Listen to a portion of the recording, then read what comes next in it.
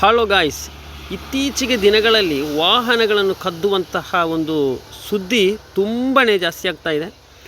Road ಕಡೆ ನಿಲ್ಲಿಸಿದಂತಹ ಗಾಡಿಗಳ battery, ಇನ್ನಿತರ ಟಯರು, ಇನ್ನಿತರ ಉಪಕರಣಗಳನ್ನೆಲ್ಲ ಕದ್ದುವ ಒಂದು ಸ್ಟೈಲಿ ಅಂತೂ ರೋಚಕವಾಗಿದೆ.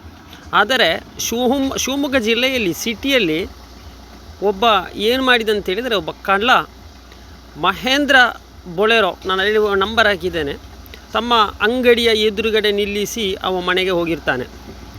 ರಾತ್ರಿ ಸರಿಸುಮಾರು 12 ಗಂಟೆ 1 ಗಂಟೆ ಸಮಯಕ್ಕೆ ಸರಿಸುಮಾರು 4 ಗಂಟೆ ಸಮಯಕ್ಕೆ ಕಳ್ಳರು ಬಂದು ಆ ದೋಚುವ ಒಂದು ದೃಶ್ಯ. ಇದನ್ನು ನೋಡುವಾಗ ತಮ್ಮ ವಾಹನ ಚಾಲಕರು ಮತ್ತು ಓನರ್ಗಳು ತುಂಬ ಬೇಸರ. ಯಾಕಂತ ಹೇಳಿದರೆ ಎಲ್ಲಿಯೂ ಗಾಡಿ ನಿಲ್ಲಿಸದಂತಹ ಒಂದು ವಾತಾವರಣ ಸೃಷ್ಟಿಯಾಗಿದೆ. ಇದೀಗ ಕರ್ನಾಟಕದಲ್ಲಿ ಎಲ್ಲೆಲ್ಲಿಯೂ ಈ ಥರ ಘಟನೆ ನಡೀತಾ ಇದೆ. ಇದಕ್ಕೆ ತಮ್ಮ ಪೊಲೀಸ್ ಸಿಬ್ಬಂದಿಗಳು ಅಲ್ಲಿ ಏನು ಮಾಡಬೇಕು ಅಂತಲೇ ರಾತ್ರಿ ಈ ಗುಸ್ತು ನಿಲ್ಲಿಸ್ತಾರೆ. ಪೊಲೀಸರು ನಾನು ನಿಲ್ಲಿಸಬೇಕು, ಯಾಕೆಂತ ಹೇಳಿದರೆ ತುಂಬ ಬೇಸರದ ಸಂಗತಿ. ಎಲ್ಲಿಯೂ ಗಾಡಿಯನ್ನು ನಿಲ್ಲಿಸಿ ಹೋಗದಂತಹ ಪರಿಸ್ಥಿತಿಗೆ ಬಂದು ತಲುಪಿದೆ. ವಾಹನ ಚಾಲಕರು ರಾತ್ರಿ ಸಮಯ 2 ಗಂಟೆ 3 ಗಂಟೆ ಸಮಯಕ್ಕೆಲ್ಲ ಬಂದು ಮುಟ್ತಾರೆ. ಬಂದು ಮನೆಗೆ ಓಡೋಡಿ, ಈಗ ಮನೆ ಹತ್ರ ಎಲ್ಲ ಗಾಡಿ ಹೋಗುವುದಿಲ್ಲ ತುಂಬ ಜನರದು, ಓಡೋಗಿ ಮನೆಯಲ್ಲಿ ಮಲಗುವಂಥ ದೃಶ್ಯ. ಕಳ್ಳರು ಅವರ ಹಿಂದುಗಡೆಯಿಂದ ಬಂದು ದೋಚ್ತಾರೆ. ದಯವಿಟ್ಟು ಕಳ್ಳ, ನೀನು ಯೋಚನೆ ಮಾಡಬೇಕು. ದಯವಿಟ್ಟು ತುಂಬ EMIಯಲ್ಲಿ ಸಾಲ ಮಾಡಿಕೊಂಡು ಚಿನ್ನ ಬ್ಯಾಂಕಲ್ಲಿ ಬಿಟ್ಟು ಇಂತಹ ಸಂದರ್ಭದಲ್ಲಿ ಒಂದು ಚಿಕ್ಕ ಪುಟ್ಟ ಗಾಡಿಯನ್ನು ತೆಗೆದು ತಮ್ಮ ಬದುಕುಗಳನ್ನು ಸಾಗಿಸುವಂತಹ ನಮ್ಮ ಈ ಚಾಲಕರಿದ್ದಾರಲ್ಲ, ಇಂತಹ ಸಮಯದಲ್ಲೆಲ್ಲ ನೀವು ಈ ಕದ್ರೆ ಏನು ಮಾಡೋದು? ಗಾಡಿ ನಂಬರ್ ಹಾಕಿದ್ದೇನೆ ನಾನು, ಮತ್ತು ಅವರ ಫೋನ್ ನಂಬರು ಹಾಕಿದ್ದೇನೆ.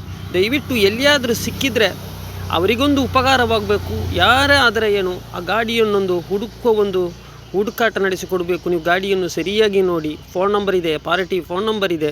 ಆದಷ್ಟು ಬೇಗ ಆ ಗಾಡಿಯೊಂದು ಸಿಗಲಿ. ತುಂಬ ಕಷ್ಟಪಟ್ಟು ತೆದ್ದಾಗಿರ್ಬೋದು ಕಳ್ಳರು.